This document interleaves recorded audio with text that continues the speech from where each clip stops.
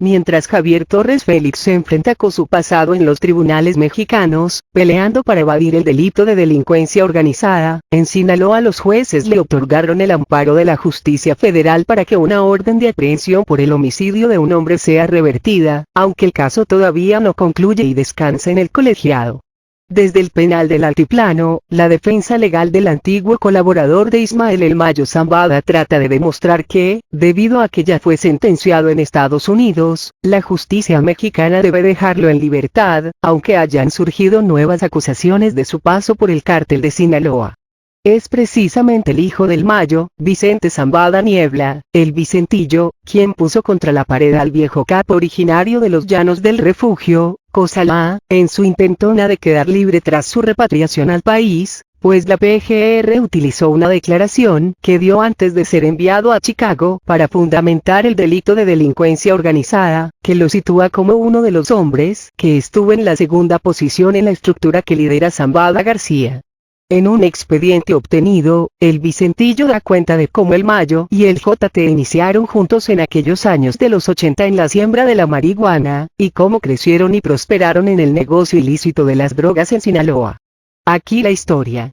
Los dos hijos del Monte, Javier Torres Félix e Ismael Zambada, se conocieron en los años 80 en la zona serrana entre Cozalá y Culiacán. Uno era de los Llanos del Refugio y el otro de la comunidad de El Álamo, sindicatura de El Salado. Uno era parte de la policía rural, que recibió entrenamiento especial del ejército, y del Mayo se sabía que era ganadero y agricultor. Todavía no se le conocía como traficante de drogas, aunque ya trabajaba en el negocio desde los 70 gracias a su cuñado, un puertorriqueño casado con su hermana mayor, doña Modesta Zambada.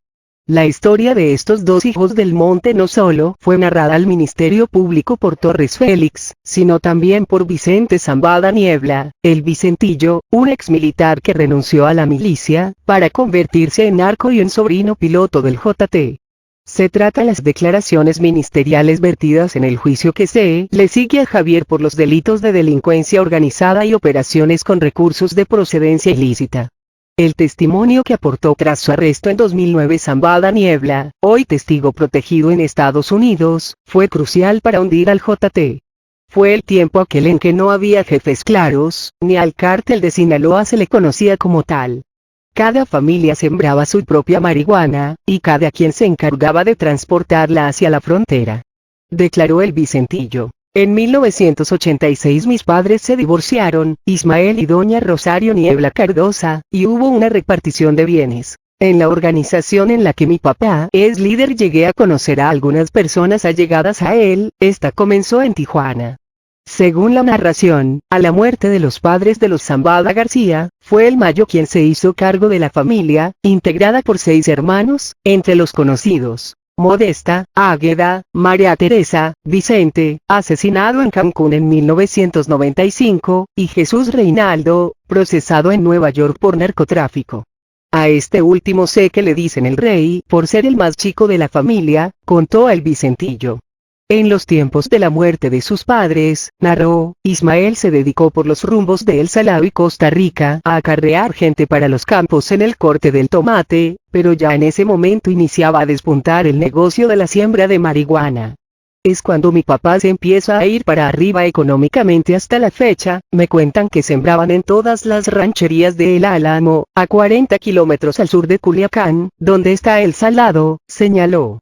Más adelante comentó que su padre conoce a Javier Torres, y sé que esta persona le echa la mano a mi papá para que empiece a sembrar por su cuenta. En ese tiempo era la siembra de marihuana, que es como mi papá empieza. La carrera de Vicente tan pronto como las organizaciones criminales comenzaron a guerrear, tras la aprehensión del último padrino, Miguel Félix Gallardo, en 1989, los hermanos Arellano Félix se enemistaron con el Mayo, el Chapo y el Güero Palma. Todos estos grupos se compartían Tijuana para el paso de la droga. En Juárez, Amado Carrillo se convirtió en amo y señor. En 1995 la guerra alcanza a Vicente Zambada García en Cancún, Quintana Roo, y es asesinado. El brazo ejecutor de los Arellano perseguía a todos sus enemigos. De acuerdo con la historia del Vicentillo, su padre lo envió a vivir a Tijuana de 1987 a 1991.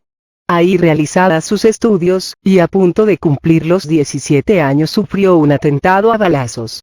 Cuando iba rumbo a mi casa se me atraviesa un vehículo y me disparan y yo no sé ni quién me disparó ni por qué, contó. Un año más tarde supo que el atacante era un socio del Mayo, y que a raíz del atentado su padre tomó la determinación de romper con los Arellano Félix, y marchó con toda su familia a Culiacán, Sinaloa.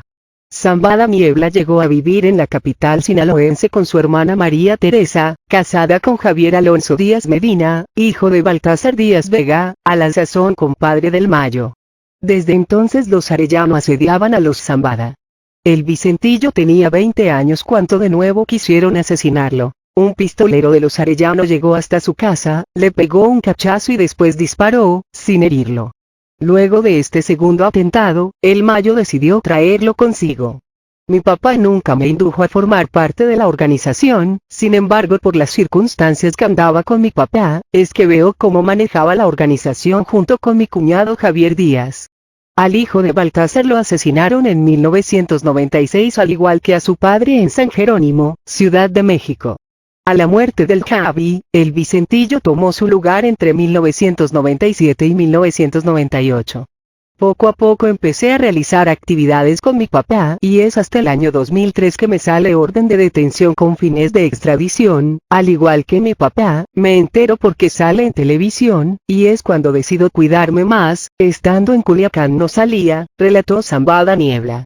De Javier Torres declaró que entró a trabajar con su padre después de salir de prisión en Cancún en 1997, en donde fue detenido con Raúl Mesa Ontiveros en posesión de 350 kilogramos de cocaína surtidas por un tal Johnny el colombiano. Considerado como un parteaguas, la detención y posterior liberación del JT derivó en la unión con Zambada. Fue su segundo al mando en la estructura hasta que fue arrestado en Culiacán el 27 de enero de 2004, días después de enfrentarse a balazos con elementos de las Fuerzas Especiales del Ejército en Pueblos Unidos. Fue este testimonio del Vicentillo el que la PGR usó en contra de Javier cuando fue repatriado de Estados Unidos, en donde cumplió una condena de 8 años. El homicidio del que se le acusa, pero mientras sus abogados fracasaron en un intento por demostrar la inocencia del capo de los delitos federales que se le imputan, un tribunal unitario del Estado de México concedió el amparo de la justicia federal por el homicidio de una persona ocurrido en Culiacán, Sinaloa, antes de ser atrapado por el ejército. El 10 de octubre pasado, los magistrados determinaron: la justicia de la Unión ampara y protege a Javier Torres Félix, contra el acto que reclama del juez quinto de primera instancia del ramo penal del Distrito Judicial de Culiacán, consistente en la orden de aprehensión de 5 de julio de 2006, dictada en la causa penal 306-2012, ahora 266-2016, y su ejecución, acorde a lo razonado y para los efectos precisados en el último considerando de esta resolución. Dicho mandamiento judicial, que por el momento ya no se le puede ejecutar, fue al ser encontrado probable responsable del delito de homicidio calificado, con premeditación, en contra de Prudencio Portillo Lizárraga. El expediente por el crimen de Portillo Lizárraga había sido iniciado por el juez séptimo del ramo penal, pero fue enviado actualmente al juez quinto. El 28 de octubre pasado, el Ministerio Público Federal interpuso un recurso de revisión ante el Tribunal Colegiado con sede en Mazatlán para tratar de revertir el amparo otorgado al JT. De confirmarse este beneficio, el juez quinto tendría que dejar insubsistente la orden de aprehensión, por inconsistencias en la integración del expediente judicial, lo que provocaría que Torres Félix no sería enviado a Culiacán si logra librar el penal federal del Altiplano. Según la información recabada por La Pared, en marzo de 2015 al JT se le había dado un amparo debido a que sus declaraciones ministeriales, una vez que fue reaprehendido en el paso fronterizo de Mexicali en abril de 2013, fueron realizadas fuera de procedimiento legal. En sus testimonios, Torres Félix se incriminaba como parte de la estructura de la organización Zambada. Sin embargo, en mayo del año pasado, de nuevo le decretó el auto de formal prisión, pues el Ministerio Público contaba con los testimonios de El Vicentillo, de un ex militar que se convirtió en testigo protegido en el 2012, y de un sobrino del capo que es piloto aviador. Los abogados ya no pudieron revertir el golpe, y en enero de 2016 se agotaron los recursos de amparo. ¿Qué declaró el JTE? Las declaraciones al Ministerio Público que hizo el JTE, y que serían eliminadas al ser consideradas ilegales, dan cuenta también cómo inició en el negocio criminal.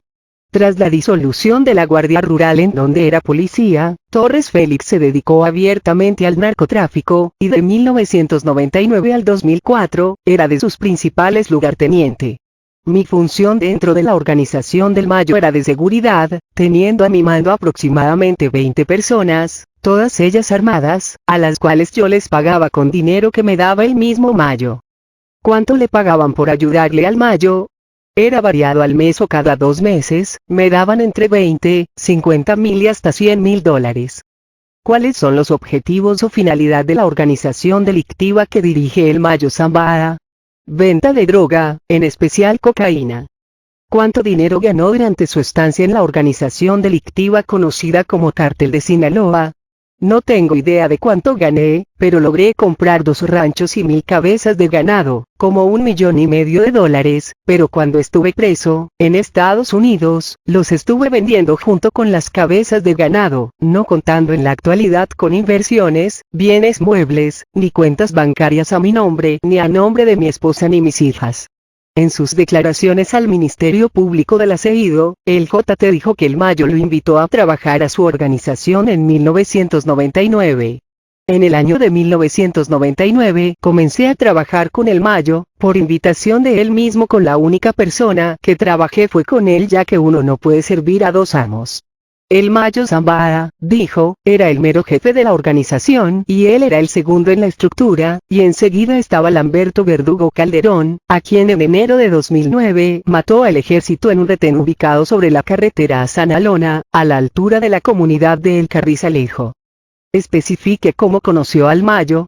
Lo conocí porque somos originarios de la misma ranchería, conociéndolo cuando yo tenía aproximadamente 20 años de edad, teniendo él como 10 años más que yo, y recuerdo que cuando lo conocí él era ganadero, no tenía entonces ningún negocio de narcotraficante, solo era mentado porque tenía ganado, y en ese entonces ya era conocido como el Mayo. Torres Félix señaló que cuando él entró a trabajar con Zambada García, la organización estaba en guerra con los hermanos Arellano Félix, a quien identifica como originarios de Badiraguato. Nunca supe por qué se originó el pleito entre las dos organizaciones delictivas, por lo que siempre nos cuidábamos de que los Arellano no nos fueran a matar. Supe que cuando yo entré a trabajar con el Mayo, la guerra ya estaba iniciada, y cuando me detuvieron en el 2004 ya no había guerra, ya que no estaban los hermanos. El CAC indicó que cuando no trabajaba para Zambada, se dedicaba a labores del campo, a sus ranchos de engorda y a sembrar maíz y frijol, que los hombres a su cargo ganaban $500 a la quincena y todos usaban armas largas como AK-47 y AR-15, y que todos se dedicaban a cuidar a Ismael. Cuando se le preguntó si más familiares trabajaban para Zambada, comentó que su hermano Manuel Torres Félix, pero que este había sido abatido por el ejército en octubre de 2012. Enseguida se le preguntó si conocía a una persona, cuyo nombre aparece testado, y respondió que sí, cuando era capitán del ejército lo conoció en su rancho de Cozalá, y que era compadre de su hermano, aunque descartó que fuera agente del Mayo. No creo que estuviera en el cártel, dijo. Javier Torres informó que él fue miembro de la Policía Rural de Culiacán, y que el ejército mexicano le dio a él y a los elementos capacitación para usar armas de fuego. Mi función era cuidar el campo, monte y la sierra, lugar en donde el mismo ejército nos dio entrenamiento y aprendí a usar las armas, manifestó.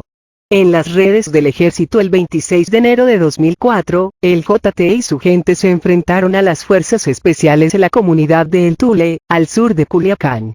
Al día siguiente, de acuerdo al parte del ejército, una llamada anónima alertó a la milicia de que el capo estaba en un domicilio de Colinas de San Miguel.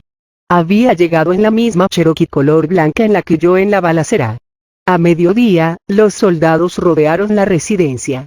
Iba vestido con ropa deportiva y botas vaqueras, y su aspecto era de un hombre de 45 años. En su mano derecha llevaba una maleta de color negro. Brotó una pistola Colt calibre 38 Super, con cachas de pedrería en color blanco, dorado, verde y rojo con figuras de 2 gallos, con su cargador abastecido y otros 2 de repuesto.